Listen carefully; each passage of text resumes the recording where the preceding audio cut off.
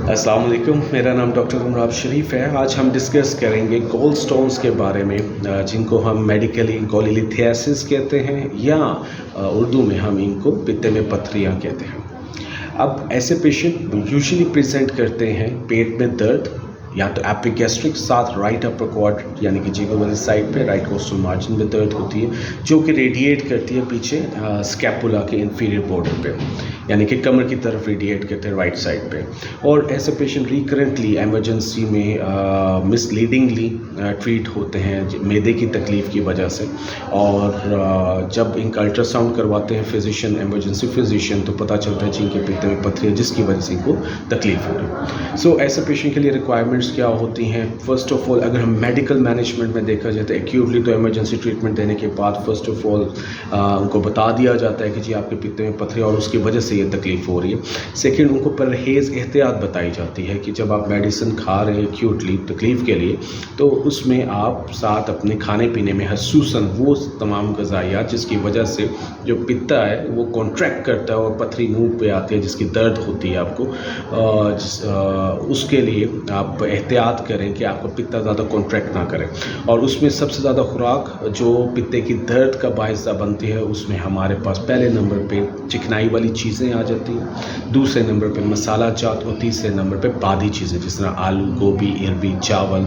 ये वो चीज़ें हैं जो आपके पित्ते में अगर पथरियाँ हैं तो आपके दर्द की इंटेंसिटी को बढ़ाने में 100% जो है इजाफा करती है। सो इनसे इज्तनाब करें। सेकंड पे जो फिजिशियन है, ऐसे पेशेंट्स को जिनको बता दिया जाता है कि उनके अल्ट्रासाउंड में पित्ते में पथरी आई, इनको रेफ़र कर देते हैं सर्जन की तरफ। सर्जन की तरफ रेफ़र करने का मकसद ये है क्योंकि अल्टीमेट ट्रीटमेंट कोलिलिथियासिस, गोल स्टोन का या पित्ते में पथरियों का है कि इनको सर्जिकली रिमूव कर दिया जाए। अब सर्जिकली रिमूव करने के दो मेथड समझे जाते हैं। एक, पहले पुराने ज़माने में एक बड़ा सा कट दिया जाता था जिसे हम कोलिसिस्टेक्टमी कहते थे, लेकिन अब लेटेस्ट जैसे जैसे टेक्नोलॉजी बढ़ती जा रही है तो लेटेस्ट टेक्नोलॉजी लेप्रोस्कोपिक कोलिसिस्टेक्टमी है, जिसमें हम प्रोब्स के थ्रू और कैमरे के थ्रू उसको निकाल देते हैं और सिर्फ 2 या 3 डॉट्स जिस्म में आते हैं और विदिन 24-32 आवर्स पेशेंट डिस्चार्ज भी कर दिया जाता है और वो अपनी नॉर्मल हेल्दी लाइफ में बहुत जल्द वापस आ जाता है। सो अब ये तो सब सिनेरियो था बेसिकली। जो एम्बिग्विटीज़ ये वीडियो बनाने का मकसद था कि जो मरीज़ बार बार पूछते हैं कि जी पित्ते में पथरी हमें करना क्या चाहिए। सो अल्टीमेटली आपको कोलिसिस्टेक्टमी की तरफ जाना, चाहे वो ओपन है चाहे लैप कोली है।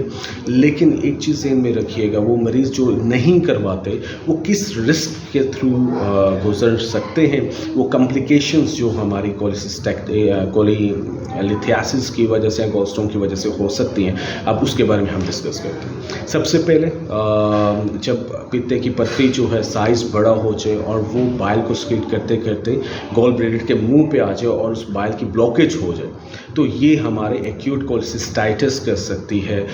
यानी कि इन्फ्लेमेशन उस साइड पे हो जाएगी, बुखार चढ़ना शुरू हो जाएगा, आपको दर्द राइट अपर क्वाड्रेंट में बहुत ज़्यादा और मर्फी साइन पॉजिटिव हो जाएगा।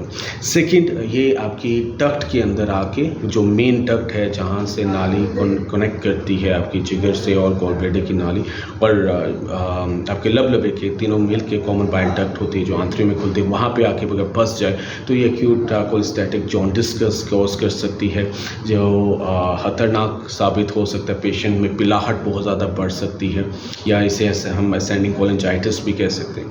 थर्डली, अगर यही पथरी अगर आ जाए लबलबे के मुंह में, जिसे हम पेंक्रियाज के मुंह कहते हैं, उससे एक डक्ट निकलता है जिसे कहते हैं एम्प्यूला ऑफ वेटर, अगर उसके मुंह में आके फंस जाए तो आपका लबलबा सूजना शुरू कर जाता है और वो सोजिश की वजह से उसमें इन्फ्लेमेशन होती है जिसे हम एक्यूट पेंक्रेटाइटिस कह सकते हैं। ऐसे पेशेंट क्रॉनिक पेंक्रेटाइटिस में भी जा सकते हैं अगर इसको प्रॉपर्ली ट्रीट ना करवा लें। यानी कि अगर आप को कोलिलिथियासिस है और आप उसे ऑपरेट नहीं करवा रहे तो वो रिकरेंटली अब जब रिलीज़ हो रहे हैं स्टोन्स आपके पित्ते से, तो एम्प्यूल ऑफ वेटर यानी कि लबलबे के मुंह के अंदर ब्लॉकेज कर देते हैं और बार बार क्रॉनिक लबलबे का इन्फेक्शन होने की वजह से पुराना इन्फेक्शन हो जाए जिसे हम क्रॉनिक पेंक्रेटाइटिस कह सकते हैं। ऐसे पेशेंट जिनको क्रॉनिक पेंक्रेटाइटिस होता है उनकी एपिगैस्ट्रिक पेन पेशेंट मिसलीडिंगली ट्रीट होता है आपकी मैदे की तकलीफ़ के लिए, लेकिन विद पैसेज ऑफ टाइम कोई अक्लमंद फिजिशियन हो तो वो उनका सीरम माइलेज लाइपेज करवा कर देखता है कि, और या सीटी स्कैन एब्डोमेन करवाता है, तो विद कंट्रास्ट तो पता चलता है कि जी उनका पेंक्रियास सूजा हुआ है। हमारे पास सबसे पहले हुआ कोलेसिस्टाइटिस, फिर कोलेंजाइटिस, फिर कोलेस्टैटिक जॉन्डिस और फिर पेंक्रेटाइटिस। इसके बाद अगर कुछ पेशेंट्स की पथरी वहाँ से भी निकल जाए और वो नीचे आंतरियों में चली जाए और साइज़ उसका बड़ा हो, तो ये जाके इलियम में या सीकम साइड पे वहाँ पे ब्लॉकेज कर सकती है और एक्यूट इंटेस्टिनल ऑब्स्ट्रक्शन हो सकती है। इन सब रिस्क फैक्टर्स, इन सब कॉम्प्लिकेशंस को ज़ेरे गौर रखा जाए और इनसे अगर बचना हो तो नो डाउट आपका परहेज़ अपनी जगह पे स्टैंड करता है, लेकिन ultimately we have to go through surgery just to have secure and proper healthy life, जिसे हम आइदर थ्रू ओपन कोलेसिस्टेक्टमी या आज का जो लेटेस्ट टेक्निक आई हुई है लैब कोली, जिसमें हम 32 आवर्स में पेशेंट को डिस्चार्ज भी कर देते हैं और हेल्दी लाइफ प्रोग्नोसिस भी बहुत अच्छे और हेल्दी लाइफ से अपनी गुजारते हैं। वो इसको हम सजेस्ट करेंगे फिर भी। और फिर ये ज़हन में रखिएगा कि अगेन जिनके पित्ते में पथरी है, जिनका पित्ता निकाल दिया गया है, दोनों के लिए पहले भी और बाद में भी 3 खुराकें जहर की मानंद है और इनकी तकलीफ़ में इजाफ़ा हमेशा करेंगी। सबसे पहले बादी चीज़ें, आलू गोभी इरवी चावल, सेकंड में चिकनाई वाली चीज़ें, तले हुए खाने, थर्ड मसाला चावल। Thank you very much. अल्लाह हाफिज़, अल्लाह नगहबान।